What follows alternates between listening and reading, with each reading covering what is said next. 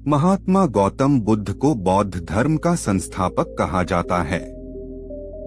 उन्होंने वर्षों बोध गया के बोधि वृक्ष के नीचे बैठकर तपस्या की और इसके बाद उन्हें दिव्य ज्ञान की प्राप्ति हुई। बुद्ध ने अपने विचारों और उपदेशों से पूरे संसार को शांति और अहिंसा का मार्ग दिखाया। इसलिए कहा जाता है कि बुद्ध के विचार आपका जीवन बदल सकते हैं। बुद्ध की आज की अमृतवाणी में आपको बताएंगे गौतम बुद्ध से जुड़ी एक ऐसी कहानी के बारे में जिससे आपके जीवन में खुशियां ही खुशियां रहेंगी, क्योंकि बुद्ध का मानना है कि यह पूरी तरह से आप पर ही निर्भर करता है कि आप खुशी या गम क्या लेना पसंद करते हैं। एक बार बुद्ध एक गांव से गुजर रहे थे, लेकिन उस गांव में लोगों के बीच गौतम बुद्ध को लेकर गलत धारणा थी, जिस कारण वो बुद्ध को अपना दुश्मन मानते थे। जब उस गांव में बुद्ध आए तो गांव वाले उन्हें बहुत भला बुरा कहने लगे और बदुआएं देने लगे, लेकिन इसके बावजूद भी बुद्ध गांव वालों की बात शांति से और मुस्कुराकर चुपचाप सुनते रहे। गांव वालों ने देखा कि उनकी बातों का बुद्ध पर कोई असर नहीं हो रहा है और वे विनम्रता से उनकी बातें सुन रहे हैं। गांव वाले जब बोलते बोलते थक गए तो आखिर में बुद्ध ने कहा कि यदि आप सभी की बातें समाप्त हो गई हो तो मैं अब प्रस्थान करूं। बुद्ध की बात सुनकर गांव वाले हैरान रह गए, लेकिन उस भीड़ में एक व्यक्ति ने बुद्ध से कहा कि हमने तुम्हारी कोई प्रसन्नता नहीं की है, हम तुम्हें बदुआएं दे रहे हैं, क्या तुम्हें इससे कोई फर्क नहीं पड़ता? बुद्ध मुस्कुराते हुए बोले, जाओ, मैं आपकी गालियां या बद्दुओं को लेता ही नहीं।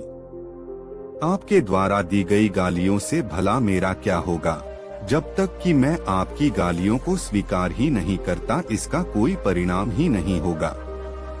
जानते हैं, कुछ दिन पहले एक व्यक्ति ने मुझे बहुत सारे उपहार दिए, लेकिन मैंने उसे लेने से मना कर दिया। जब मैं लूंगा ही नहीं तो कोई मुझे कैसे दे पाएगा? बुद्ध ने पूछा, बताइए, अगर मैंने उपहार नहीं लिया तो उपहार देने वाले व्यक्ति ने क्या किया होगा? भीड़ में से किसी ने कहा, व्यक्ति ने अपने उपहार को अपने पास रख लिया होगा। बुद्ध ने कहा, मुझे आप सब पर इसलिए दया आती है क्योंकि मैं आपकी इन गालियों को लेने में असमर्थ हूँ और आपकी ये गालियाँ आपके पास ही रह जाएगी।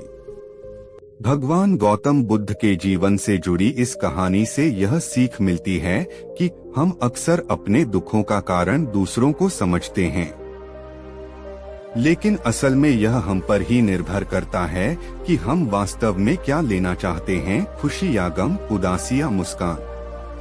यकीन मानिए, ये छोटी सी कहानी जीवन में एक बड़ा बदलाव ला सकती है। गौतम बुद्ध का जन्म ईसा से 563 साल पहले नेपाल के लुम्बिनी वन में हुआ। उनकी माता कपिलवस्तु की महारानी महामाया देवी जब अपने नैहर देवदह जा रही थी तो उन्होंने रास्ते में लुम्बिनी वन में बुद्ध को जन्म दिया। कपिलवस्तु और देवदह के बीच नौतनवा स्टेशन से 8 मील दूर पश्चिम में रुक्मिंदेई नामक स्थान के पास उस काल में लुम्बिनी वन हुआ करता था। उनका जन्म नाम सिद्धार्थ रखा गया।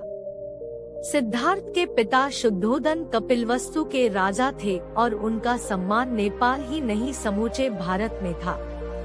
सिद्धार्थ की मौसी गौतमी ने उनका लालन पालन किया, क्योंकि सिद्धार्थ के जन्म के 7 दिन बाद ही उनकी मां का देहांत हो गया था। वैसे तो सिद्धार्थ ने कई विद्वानों को अपना गुरु बनाया, किंतु गुरु विश्वामित्र के पास उन्होंने वेद और उपनिषद पढ़े, साथ ही राजकाज और युद्ध विद्या की भी शिक्षा ली। कुश्ती, घुड़दौड़, तीरकमान, रथ हाँकने में कोई उनकी बराबरी नहीं कर सकता था। शाक्य वंश में जन्मे सिद्धार्थ का 16 वर्ष की उम्र में दंडपाणी शाक्य की कन्या यशोधरा के साथ विवाह हुआ। यशोधरा से उनको एक पुत्र मिला जिसका नाम राहुल रखा गया। बाद में यशोधरा और राहुल दोनों बुद्ध के भिक्षु हो गए थे। गौतम बुद्ध 563 ईसा पूर्व 483 ईसा पूर्व को महात्मा बुद्ध, भगवान बुद्ध, सिद्धार्थ व शाक्यमुनि नाम से भी जाना जाता है। वह श्रमण थे जिनकी शिक्षाओं पर बौद्ध धर्म का प्रचलन हुआ। उनका जन्म लुम्बिनी में क्षत्रिय शाक्य कुल के राजा शुद्धोधन के घर में हुआ था। उनकी मां का नाम महामाया था जो कोलीय वंश से थी, जिनका इनके जन्म के 7 दिन बाद निधन हुआ। उनका पालन महारानी की छोटी सगी बहन महाप्रजापति गौतमी ने किया। सिद्धार्थ विवाहोपरांत एकमात्र प्रथम नवजात शिशु राहुल और धर्मपत्नी यशोधरा को त्याग कर संसार को जरा मरण दुखों से मुक्ति दिलाने के मार्ग एवं सत्य दिव्य ज्ञान की खोज में रात्रि में राजपाट का मोह त्याग कर वन की ओर चले गए। वर्षों की कठोर साधना के पश्चात बोध गया बिहार में बोधि वृक्ष के नीचे उन्हें ज्ञान की प्राप्ति हुई और वे सिद्धार्थ गौतम से भगवान बुद्ध बन गए। उनका जन्म शाक्य गणराज्य की तत्कालीन राजधानी कपिलवस्तु के निकट लुम्बिनी में हुआ था, जो नेपाल में है। लुम्बिनी वन नेपाल के तराई क्षेत्र में कपिलवस्तु और देवदह के बीच नौतनवा स्टेशन से 8 मील दूर पश्चिम में रुक्मिंदेई नामक स्थान के पास स्थित था। कपिलवस्तु की महारानी महामाया देवी के अपने नैहर देवदह जाते हुए रास्ते में प्रसव पीड़ा हुई और वहीं उन्होंने एक बालक को जन्म दिया। शिशु का नाम सिद्धार्थ रखा गया। गौतम गोत्र में जन्म लेने के कारण वे गौतम भी कहलाए।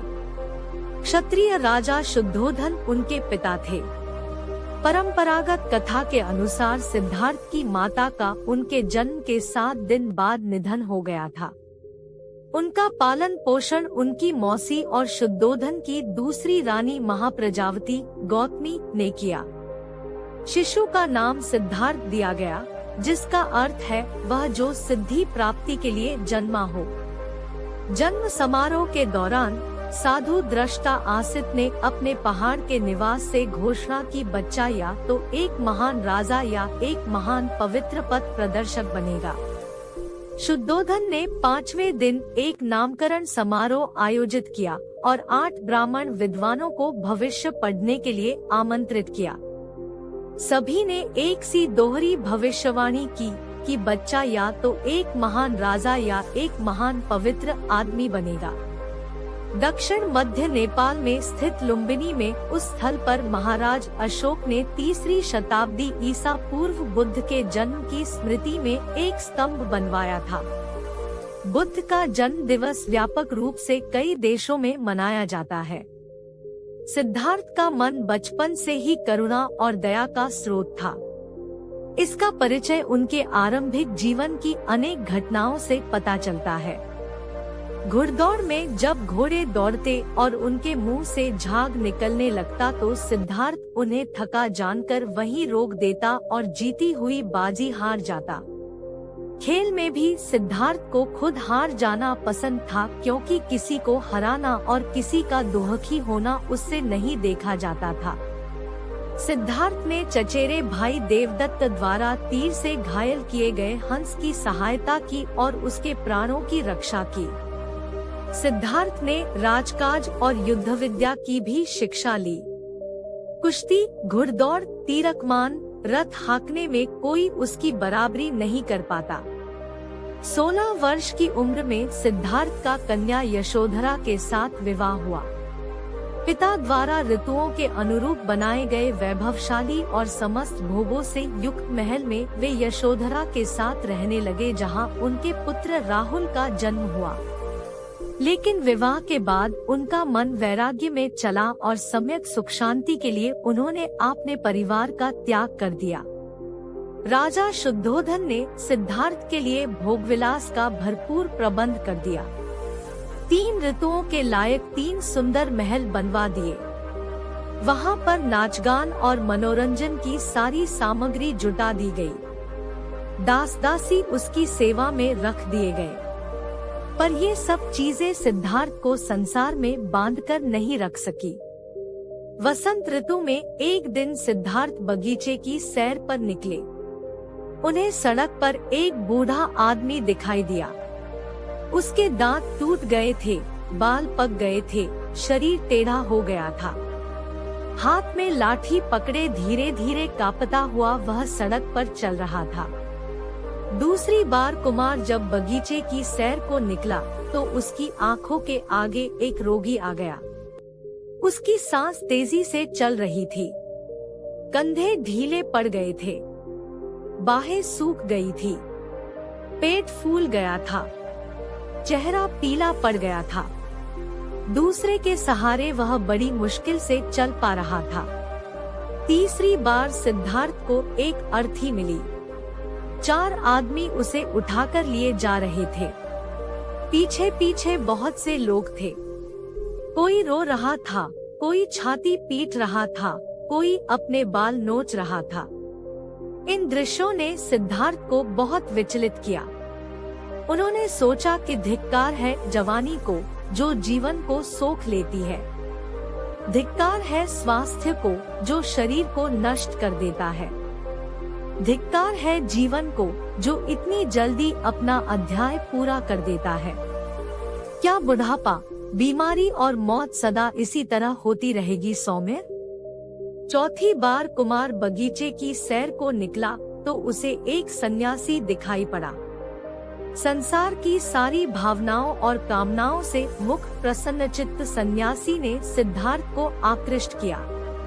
सुंदर पत्नी यशोधरा, दुधुहे राहुल और कपिलवस्तु जैसे राज्य का मोह छोड़कर सिद्धार्थ तपस्या के लिए चल पड़े। वह राजगृह पहुँचे, वहाँ भिक्षा मांगी। सिद्धार्थ घूमते घूमते आलार कालाम और उद्दक रामपुत्र के पास पहुँचे। उनसे योग साधना सीखी, समाधि लगाना सीखा, पर उससे उसे संतोष नहीं हुआ। वह उर्वेला पहुँचे और वहाँ पर तरह तरह से तपस्या करने लगे। सिद्धार्थ ने पहले तो केवल तिल चावल खाकर तपस्या शुरू की, बाद में कोई भी आहार लेना बंद कर दिया। शरीर सूखकर कांटा हो गया। 6 साल बीत गए तपस्या करते हुए। सिद्धार्थ की तपस्या सफल नहीं हुई।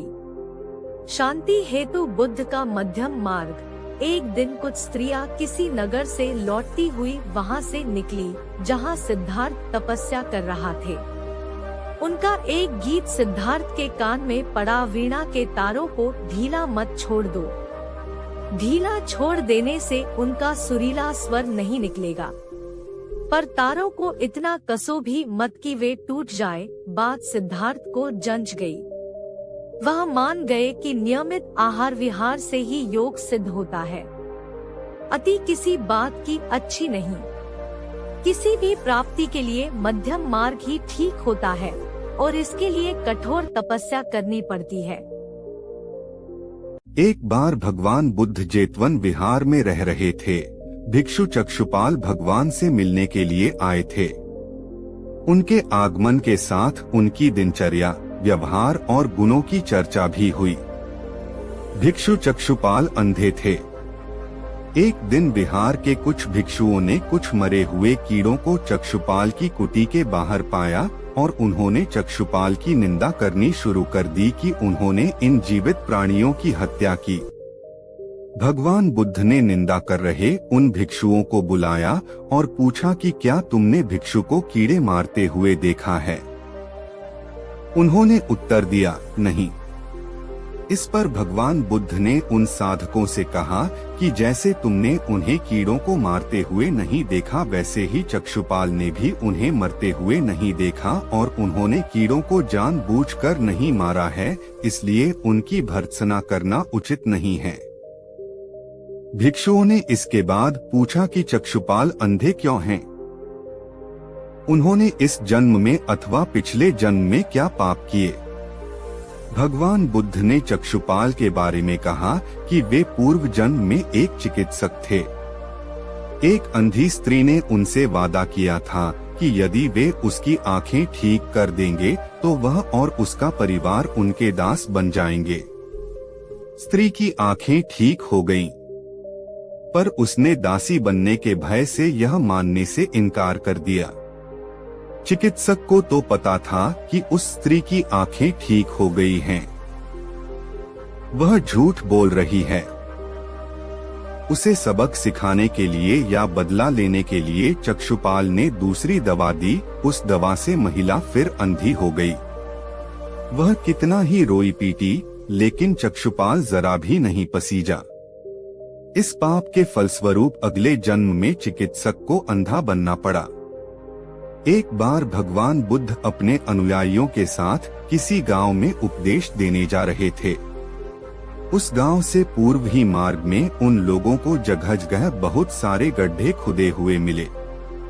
बुद्ध के एक शिष्य ने उन गड्ढों को देखकर जिज्ञासा प्रकट की, आखिर इस तरह गड्ढे का खुदे होने का तात्पर्य क्या है? बुद्ध बोले, पानी की तलाश में किसी व्यक्ति ने इतने गड्ढे खोदे हैं। यदि वह धैर्यपूर्वक एक ही स्थान पर गड्ढे खोदता तो उसे पानी अवश्य मिल जाता, पर वह थोड़ी देर गड्ढा खोदता और पानी न मिलने पर दूसरा गड्ढा खोदना शुरू कर देता। व्यक्ति को परिश्रम करने के साथ धैर्य भी रखना चाहिए।